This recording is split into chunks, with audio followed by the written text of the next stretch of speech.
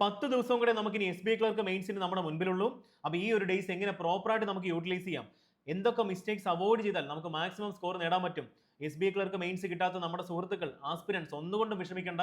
നമ്മുടെ മുൻപിൽ RRB ക്ലർക്കും RRB POയും ഉണ്ട്. നമ്മൾ നല്ലപോലെ ഹാർഡ് വർക്ക് ചെയ്യും.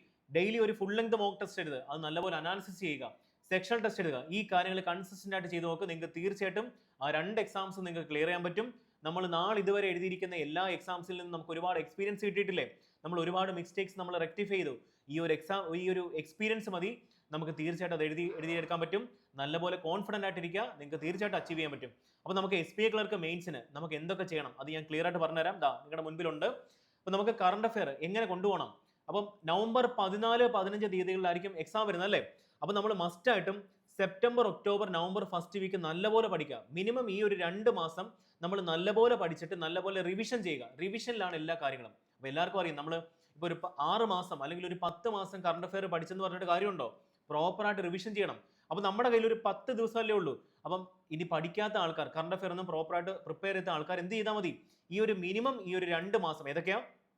September, October, November first week നല്ലപോലെ പഠിക്കുക. അത് നല്ലപോലെ മൾട്ടിപ്പിൾ ടൈംസിൽ റിവിഷൻ ചെയ്യുക. Minimum sources, maximum revision. അപ്പം നല്ലപോലെ റിവിഷൻ ചെയ്യുക. ആ ഒരു റിവിഷൻ ആണ് ഇമ്പോർട്ടൻസ് ഉള്ളത്. Revision is the key. Okay ആണല്ലോ?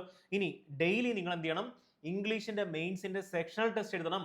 അപ്പം ഇനി 10 ഡേയ്സ് ഇല്ലേ? അപ്പോൾ ആ ഒരു 10 ദിവസം 10 ഇംഗ്ലീഷിന്റെ മെയിൻസിന്റെ സെക്ഷണൽ ടെസ്റ്റ് എഴുതി നോക്ക്. നല്ലപോലെ അനാലിസിസ് ചെയ്ത് നോക്ക്. അപ്പോൾ നിങ്ങൾക്ക് മനസ്സിലാവും എവിടൊക്കെയാണ് നിങ്ങളുടെ ആക്യുറസിയിൽ പ്രശ്നം വരുന്നത്, എവിടെയാണ് നിങ്ങൾ കൂടുതൽ ടൈം ടേക്കിംഗ് ആയിട്ട് വരുന്നത്, സ്ട്രാറ്റജിയിൽ എന്തെങ്കിലുമൊക്കെ അഡ്ജസ്റ്റ്മെന്റ് വരുത്തണോ. ഈ കാര്യങ്ങളൊക്കെ നിങ്ങൾക്ക് ഈ ഒരു സെക്ഷണൽ ടെസ്റ്റ് എഴുതുമ്പോൾ നിങ്ങൾക്ക് മനസ്സിലാകും. അതുപോലെ റീഡിംഗ് കോംപ്രിഹെൻഷൻ എങ്ങനെ അറ്റംപ്റ്റ് ചെയ്യാം, അത് മാത്രമല്ല സ്കിമ്മിങ് പ്രോപ്പറായിട്ട് നിങ്ങൾക്ക് നടത്താൻ പറ്റും. അപ്പോൾ ഈ കാര്യങ്ങളൊക്കെ നമുക്കൊരു സ്ട്രാറ്റജി വേണ്ടേ? ഇതൊക്കെ നിങ്ങൾ റെഗുലർ ആയിട്ട് എഴുതി നോക്ക്. നിങ്ങൾക്ക് എളുപ്പത്തിൽ നിങ്ങൾക്ക് ചെയ്യാൻ പറ്റും. അതുപോലെ തന്നെ മാക്സിമം ആക്യുറസി നമുക്ക് എവിടെ വേണം? ഇംഗ്ലീഷിന്റെ സെക്ഷൻ വേണം. അതുകൊണ്ട് ആക്യുറസി മെയിൻറ്റെയിൻ ചെയ്തുകൊണ്ട് തന്നെ നിങ്ങൾ എന്ത് ചെയ്യണം? സെക്ഷണൽ ടെസ്റ്റും അറ്റംപ്റ്റ് ചെയ്യണം. അപ്പോൾ ഈ കാര്യങ്ങളൊക്കെ പ്രോപ്പറായിട്ട് ചെയ്യുക. നിങ്ങൾക്ക് അറിയാവുന്ന ക്വസ്റ്റ്യൻസ് മാത്രം, ആക്യുറേറ്റ് അറ്റംപ്റ്റ് ചെയ്യാൻ പറ്റുന്ന ക്വസ്റ്റ്യൻസ് മാത്രം അറ്റംപ്റ്റ് ചെയ്യുക. അതിലൂടെ ഒരു ഡീസെന്റ് അറ്റംപ്റ്റും വരുത്തണം. നമ്മൾ ആക്യുറസി വരുത്തണം, അതുപോലെ തന്നെ ഒരു ഡീസെന്റ് അറ്റംപ്റ്റും വരണം. ഓക്കെ ആണല്ലോ? ക്ലർക്ക് എക്സാംസ് അല്ലേ? അപ്പോൾ നമുക്ക് തീർച്ചയായിട്ടും അറ്റംപ്റ്റ് ചെയ്യാൻ പറ്റും. നല്ലൊരു അറ്റംപ്റ്റും വരാൻ പറ്റും. 100% ആക്യുറസി മെയിൻറ്റെയിൻ ചെയ്യാൻ പറ്റും. ഇനി റീസണിങ്ങിന്റെ മെയിൻസിന്റെ സെക്ഷണൽ ടെസ്റ്റ് കമ്പൽസറി ആയിട്ട് എല്ലാ ദിവസവും എഴുതണം. കാര്യം വേറെ ഒന്നും കൊണ്ടല്ല, ഒരുപാട് മിസലേനിയസ് ടൈപ്പ് ഓഫ് ക്വസ്റ്റ്യൻസ് നമുക്ക് കിട്ടത്തില്ലേ? ഒരുപാട് മിസലേനിയസ് ക്വസ്റ്റ്യൻസ് വേണ്ടേ? ക്ലർക്ക് എക്സാം അല്ലേ? ഒരുപാട് മിസലേനിയസ് ക്വസ്റ്റ്യൻസ് കാണും. അപ്പോൾ ഒരുപാട് പാറ്റേൺ കാണും. ഇത് നമുക്ക് ഫെമിലിയർ ആവണ്ടേ? Coded inequality, coded blood relation, coded directions, ഇങ്ങനെ ഒരുപാട് ടൈപ്പ് ഓഫ് മിസലേനിയസ് ക്വസ്റ്റ്യൻസിനെ നമുക്ക് ഫെമിലിയർ ആവണമെങ്കിൽ നമ്മൾ എന്ത് ചെയ്യണം? 10 ദിവസവും 10 റീസണിങ്ങിന്റെ മെയിൻസിന്റെ സെക്ഷൽ ടെസ്റ്റ് എഴുതണം. അപ്പോൾ അതിലൂടെ ഒരുപാട് നോളജ് കിട്ടത്തില്ലേ? അപ്പോൾ അതൊക്കെ നമുക്ക് എവിടെ ഹെൽപ്ഫുൾ ആവും? മെയിൻ എക്സാമിന് ഹെൽപ്ഫുൾ ആവും. അപ്പോൾ ഈ കാര്യങ്ങളും റെഗുലർ ആയിട്ട് ചെയ്യണം. നല്ലപോലെ അനാലിസിസ് ചെയ്യണം. പുതുതായിട്ട് വരുന്ന എന്തെങ്കിലും ഒരു ന്യൂ പാറ്റേൺ നമ്മൾ മോക്ക് ടെസ്റ്റ് എഴുതുമ്പോൾ എന്തെങ്കിലും ഒരു കുറച്ച് ഡിഫിക്കൽട്ട് ആയിട്ടുള്ള പസിൽസ് ഒക്കെ കണ്ടു കഴിഞ്ഞാൽ നിങ്ങൾ പാനിക് ആവണ്ട. നമ്മളിപ്പോൾ അതൊന്നും അറ്റംപ്റ്റ് ചെയ്യണം. നമ്മൾ പുതുതായിട്ടുള്ള കാര്യങ്ങളൊക്കെ ഇപ്പോൾ വിട്ടിട്ട് നമ്മൾ മാക്സിമം പഠിച്ച കാര്യങ്ങൾ നല്ലപോലെ അപ്ലൈ ചെയ്യുക. ഈ ഒരു കാര്യമാണ് നമ്മൾ ഒരു പ്രധാനപ്പെട്ട ഒരു കാര്യം എന്ന് പറയുന്നത്. ഇനി ഒരുപാട് practice more QA and reasoning miscellaneous questions. ഞാൻ എന്തുകൊണ്ടാണ് ഈ മിസലേനിയസിന് സ്ട്രെസ് കൊടുക്കുന്നത്? ക്ലർക്ക് എക്സാംസ് അല്ലേ? അപ്പോൾ നമുക്കറിയാം ഒരുപാട് മിസലേനിയസ് ക്വസ്റ്റ്യൻസ് ഉണ്ട്. അത് മൊത്തം നമുക്ക് എഴുതിയെടുക്കണം. ഇപ്പോൾ QA ആണെങ്കിലും റീസണിങ് ആണെങ്കിലും നമ്മൾ മിസലേനിയസിൽ നിന്ന് സ്റ്റാർട്ട് ചെയ്യുക. അപ്പോൾ നമുക്ക് എന്ത് കിട്ടും? നല്ലൊരു ബൂസ്റ്റ് കിട്ടത്തില്ലേ? ഒരു കോൺഫിഡൻസ് ബൂസ്റ്റ് കിട്ടത്തില്ലേ? അപ്പോൾ സിംപ്ലിഫിക്കേഷൻ, അപ്രോക്സിമേഷൻ, അതുപോലെ ക്വാഡ്രാറ്റിക് ഇക്വേഷൻ, അത് മെയിൻസ് ലെവൽ വരും. Mains level quadratic equation, mains level number series. അതായത് നമ്പർ സീരീസ് വരുമ്പോൾ നമ്മൾ ഒരു കൺവെൻഷണൽ നമ്പർ സീരീസ് ആണോ മെയിൻസിന് വരുന്നത്? അല്ല.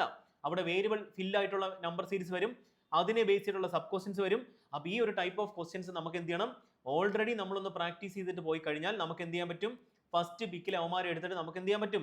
നമ്മുടെ അറ്റംപ്റ്റ് കൂട്ടാൻ പറ്റും. അപ്പോൾ ഈ കാര്യങ്ങളൊക്കെ നമ്മൾ റെഗുലർ ആയിട്ട് ചെയ്യണം. അതൊക്കെ എവിടുന്ന് ക്വസ്റ്റ്യൻസ് കിട്ടും? നിങ്ങൾക്ക് നമ്മുടെ യൂട്യൂബ് ചാനൽ നോക്കാം. അപ്പോൾ നമ്മൾ SBI ക്ലർക്ക് മെയിൻസിന് വേണ്ടി ഒരു മിസലേനിയസ് ക്വസ്റ്റ്യൻസ് അതിൻ്റെ ഒരു സീരീസ് നമ്മൾ സ്റ്റാർട്ട് ചെയ്യും. അതുപോലെ തന്നെ പുതിയ ടോപ്പിക്സ് ഒന്നും നിങ്ങൾ പഠിച്ചൊന്നും സമയം കളയണ്ട. ഒരു എക്സ്പീരിമെന്റ്സ് നിങ്ങൾ ചെയ്യേണ്ട. ഇപ്പം ചെയ്യേണ്ട കാര്യം, നിങ്ങൾ എന്താണോ പഠിച്ചത് അത് വൃത്തിയായിട്ട് ഒന്നുകൂടെ റിവിഷൻ ചെയ്യുക. അത് കറണ്ട് അഫെയർ ആണെങ്കിലും ഇംഗ്ലീഷ് ആണെങ്കിലും QA റീസണിംഗ് ആണെങ്കിലും നിങ്ങൾ ചെയ്ത പ്രാക്ടീസ് ക്വസ്റ്റ്യൻസും അതുപോലെ മെയിൻസിന്റെ മിസലേനിയസ് ക്വസ്റ്റ്യൻസിന്റെ ഒരുപാട് സെറ്റ് ഓഫ് ക്വസ്റ്റ്യൻസ് നമുക്ക് അവൈലബിൾ ആണ്. അതൊക്കെ എടുത്ത് നിങ്ങൾ എന്ത് ചെയ്യണം? പ്രാക്ടീസ് ചെയ്യണം. Try to attempt full length mock test അല്ലേ? അപ്പോൾ നിങ്ങൾ ഈ ഒരു 10 ദിവസത്തിൽ മിനിമം ഒരു 2 ഫുൾ ലെങ്ത് മോക്ക് ടെസ്റ്റ് എങ്കിലും നിങ്ങൾ അറ്റംപ്റ്റ് ചെയ്യണം. കാര്യം എന്താ? ആ ഒരു ടൈം മാനേജ്മെന്റ് വേണ്ടേ? നമ്മൾ അത്രയും സമയം കണ്ടിന്യൂസ് ആയിട്ട് നമ്മൾ ഇരിക്കണ്ടേ? അപ്പോൾ നമ്മളിപ്പം ഒരു ഹാബിറ്റ് ഉണ്ടാവാത്ത ഒരുപാട് ആൾക്കാരുണ്ടായിരിക്കും. നമുക്കിപ്പോൾ അറിയത്തില്ലേ, നമുക്ക് കുറച്ച് നേരം ഇരിക്കുമ്പോഴേ നമ്മൾക്ക് മടുത്തു പോകും. പക്ഷേ എക്സാം ഹാളിൽ അത് നടക്കുമോ? നമ്മൾ കണ്ടിന്യൂസ് ആയിട്ട് 2-2.5 മണിക്കൂർ ഇരിക്കേണ്ടതല്ലേ? അപ്പോൾ ഈ ഒരു കാര്യങ്ങളൊക്കെ നമുക്ക് മാനേജ് ചെയ്യണമെങ്കിൽ നമ്മൾ എന്ത് ചെയ്യണം? Full length mock test attempt ചെയ്യണം. ഒരു 2 എണ്ണം മിനിമം എഴുതണം. ബാക്കിയെല്ലാം നിങ്ങൾ എന്ത് ചെയ്താൽ മതി? സെക്ഷണൽ ടെസ്റ്റ് എഴുതിയാൽ മതി. ബാക്കി നമുക്ക് നല്ലൊരു സ്കോർ നിങ്ങൾക്ക് തീർച്ചയായിട്ടും കിട്ടും. അപ്പോൾ ഈ കാര്യങ്ങളൊക്കെ പ്രോപ്പറായിട്ട് ചെയ്യുക. നിങ്ങൾക്ക് വേണ്ടി SBI ക്ലർക്കിന് വേണ്ടി, SBI ക്ലർക്ക് മെയിൻസിന് വേണ്ടി നമ്മൾ QAക്കും റീസണിങ്ങിന് വേണ്ടി ഒരു special mains level score booster miscellaneous series start ചെയ്യുന്നതായിരിക്കും. അപ്പോൾ അതും കൂടെ ഫോളോ ചെയ്ത് കഴിഞ്ഞാൽ നിങ്ങൾക്ക് എല്ലാ ടൈപ്പ് ഓഫ് ക്വസ്റ്റ്യൻസും നിങ്ങൾക്ക് ഫെമിലിയർ ആവും. നല്ലൊരു സ്കോർ നിങ്ങൾക്ക് തീർച്ചയായിട്ടും കിട്ടും. അപ്പോൾ നല്ലപോലെ പഠിക്കുക. 10 ഡേയ്സ് നമ്മുടെ മുൻപിലുണ്ട്. അത് പ്രോപ്പറായിട്ട് യൂട്ടിലൈസ് ചെയ്യുക. ഒരു സമയം പോലും നിങ്ങൾ കളയരുത്. നല്ലപോലെ ഹാർഡ് വർക്ക് ചെയ്യുക. തീർച്ചയായിട്ടും നിങ്ങൾക്ക് നേടാൻ പറ്റും. ഓക്കെ, അപ്പോൾ താങ്ക് യു സോ മച്ച്.